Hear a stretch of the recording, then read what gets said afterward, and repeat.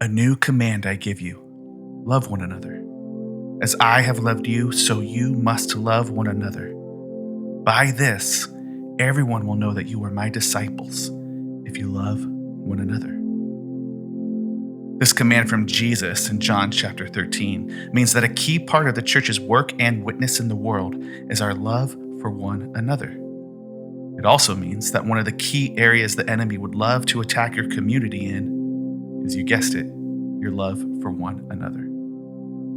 In the beginning, in the garden, God planned for the loving community between the first two humans to be a key part of the flourishing of the world. Fruitful multiplication, stewarding care over creation in unity and oneness. The lie of the enemy soon crept into their hearts and disrupted not only their trust in God, but also their love for one another, dividing them as they hid from God and from each other, blaming the other through shame and guilt. Are there things that keep you from experiencing the love of one another and unity within your community? Maybe past experiences of hurt or shame are holding you back. Maybe it's the hurry and rush of your calendar that get in the way. Maybe it's just more comfortable to do things on your own. Or asking for others to come alongside you in a time of need feels shameful. Or maybe it seems certain personalities just can't mesh. Or maybe there's another barrier to experiencing the kind of shared life and love Jesus calls us into. When God called a people for himself as his representatives, Israel struggled with this too. They were meant to be a light to the other nations, displaying how good it is to share life and the love of God with one another, so that they would together be a witness to the world. Instead, their kingdom was divided, and they often fought amongst one another about the best way to live as God's people, sometimes to the point of extreme violence. So God sent his son Jesus into the world, born into the nation of Israel, creating a way for all people to enter back into community with God and one another.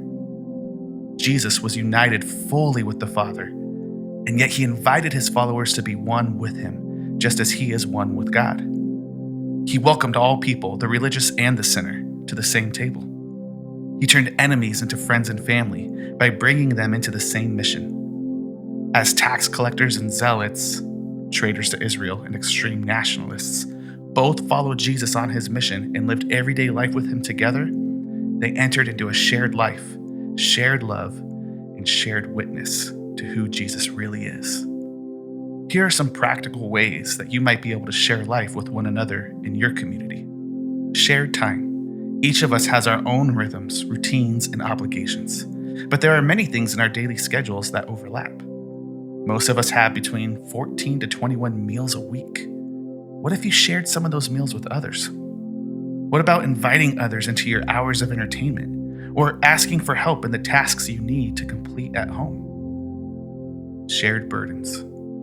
We each carry things which weigh us down, but imagine having someone come alongside you to help carry that weight. Imagine having an entire community of people committed to this with you. All it takes, often, is to humble yourself and ask, and to be ready to come alongside another when they need it. Shared mission.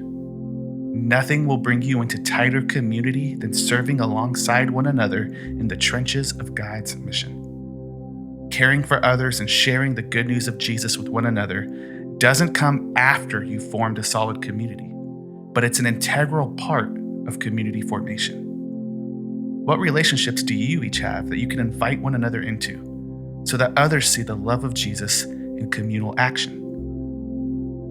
If we are to be known as Jesus' followers by our love for one another, we must create space for the world to see us with one another. And more importantly, we must remember the love Jesus first showed to us as we remember the true story we live in.